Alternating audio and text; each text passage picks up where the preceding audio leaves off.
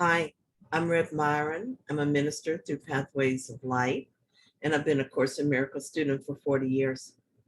This year, I'm going through the lessons and asking Jesus to clarify for me, and then I'm sharing from that clarity whatever comes into my mind. So we're on the review lessons, and today we're looking at lesson 146. So let's get started. This review says, my mind holds only what I think with God. No one can fail who seeks to reach the truth. I loose the world from all I thought it was. The reason my mind holds only what I think with God is that my mind is in God. The thoughts I think are just imagination, not true thoughts.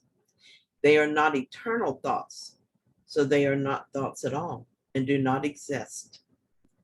Every time I say to myself that my mind holds only what I think with God, I am reminding myself of the truth and claiming it for myself. I'm turning away from the nonsense of ego thinking and toward my true self. Because I'm trying to remember the only true thing in existence, myself, which is in God, I cannot fail. How can I fail to know myself?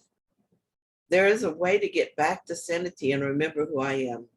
To do so, I must loose the world from all I thought it was. The world is in my mind, and so I do this as I question my thoughts. If I feel anything but joyful, I pay attention to what I was thinking, and I bring that belief to the Holy Spirit for correction. That is how I heal my mind, and a healed mind shows me the real world. While this is not reality, it is a reflection of reality. Here's an example of how I lose the world from what I thought it was. One time I was in a wreck. A man somehow missed the fact that I was driving on the road he wanted to turn into, and he just T-boned me. At one time, I would have been upset by this and probably angry at the man for his carelessness, but that's not what happened. After being in the wreck, I had headaches and an aching body. The ego would have loved to make big drama out of this. It would use these circumstances to prove I was suffering because of another's carelessness. But this time I wasn't interested. I didn't want to use the situation as an excuse to move away from my brother. I didn't want this wreck and its aftermath to become a wall between me and my brother and between me and God. The symptoms of pain and achiness were just ideas.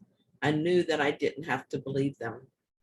The idea that this man somehow forced his way into my script and made me his victim was just too ridiculous for words.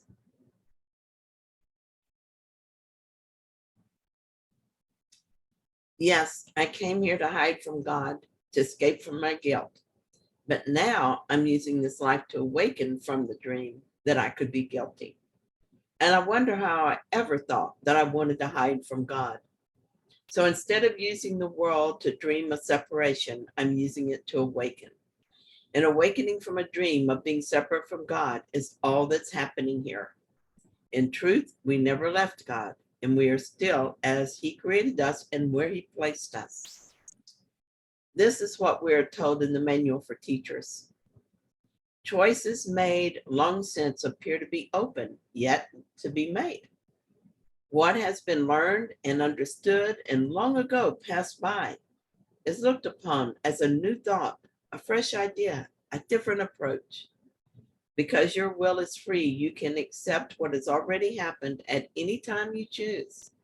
And only then will you realize that it was always there. So clearly, we cannot fail to reach the truth as we lose the world from all we thought it was. Thank you so much for sharing this review lesson with me. And if you found it helpful, then please like it. And if you haven't yet, please subscribe. And I'll be back tomorrow with the next lesson.